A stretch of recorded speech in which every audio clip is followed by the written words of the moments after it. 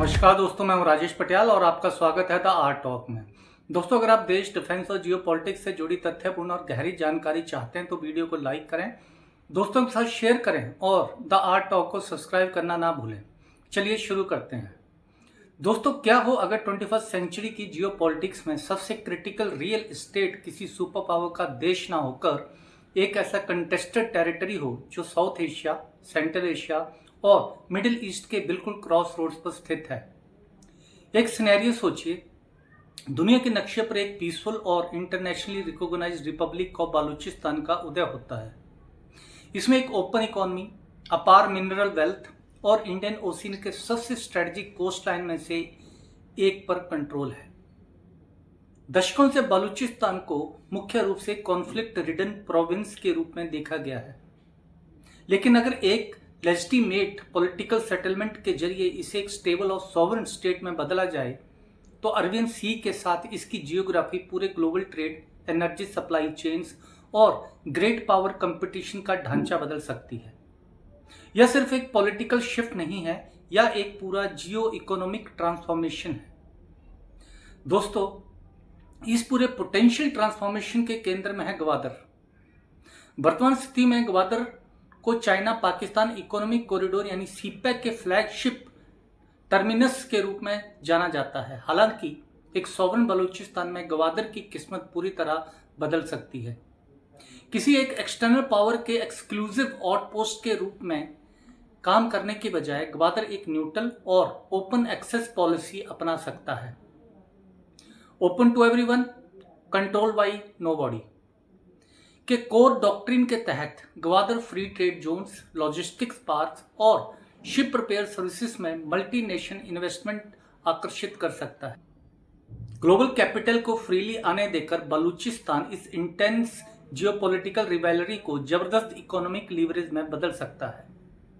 दोस्तों, अपने maritime position के अलावा बलूचिस्तान की जमीन के नीचे भी अपार वेल्थ छिपी है।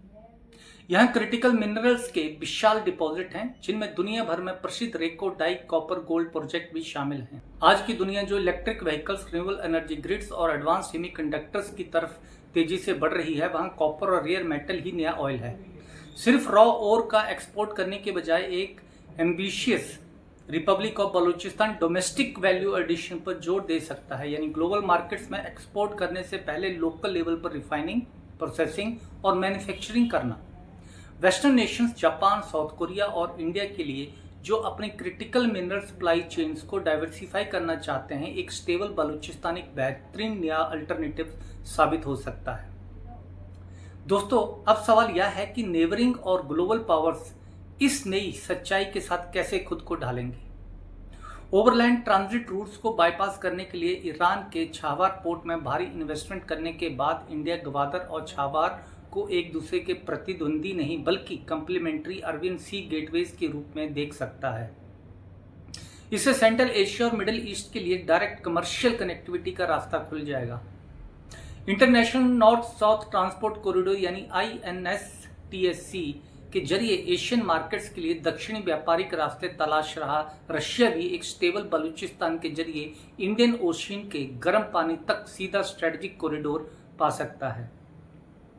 सऊदी अरेबिया, UAE और कतर जैसे कैपिटल रिच नेशंस बलूचिस्तान के ports, petrochemicals, solar and wind energy projects और ग्रीन हाइड्रोजन हब्स में भारी इन्वेस्टमेंट कर सकते हैं।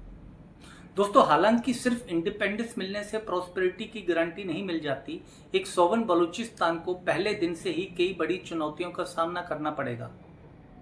गंभीर वाटर स्कैरसिटी, इंफ्रास्ट्रक्चर डेफिसिट और ट्रांसपेरेंट अनकरप्ट गवर्निंग इंस्टीट्यूशन बनाने की सख्त जरूरत, स्ट्रॉन्ग सिक्योरिटी, इफेक्टिव गवर्नेंस और लोकल कम्युनिटीज के लिए संसाधनों के उचित बंटवारे के बिना यह मिनरल वेल्थ वरदान के बजाय एक अभिशाप भी बन सकता है।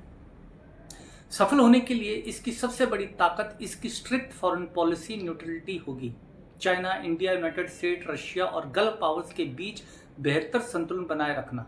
दोस्तों, अंत में एक पीसफुल और स्टेबल रिपब्लिक ऑफ बलूचिस्तान एक कंटेस्टेड रिसोर्स प्रोविंस से बदलकर एक अहम जियो इकोनॉमिक ब्रिज बन सकता है। ग्वादर का इंटरनेशनल मैरीटाइम गेटवे विशाल critical mineral reserves, renewable energy potentials और बैलेंस्ड रीजनल डिप्लोमेसी मिलकर इसे 21st सेंचुरी इंडियन ओशियन का एक सच्चा स्विंग स्टेट बना सकते हैं। अब यह विजन कभी हकीकत बनता है या नहीं, या पीस, लेजिटिमेसी और अच्छी गवर्नेंस पर निर्भर करता है, क्योंकि मॉडर्न जियोपॉलिटिक्स में लोकेशन सिर्फ अपॉर्चुनिटी देती है, लेकिन आपका स्ट्रेटजी ही आपका फ्यूचर तय करता है। Thank you very much. जय हिंद।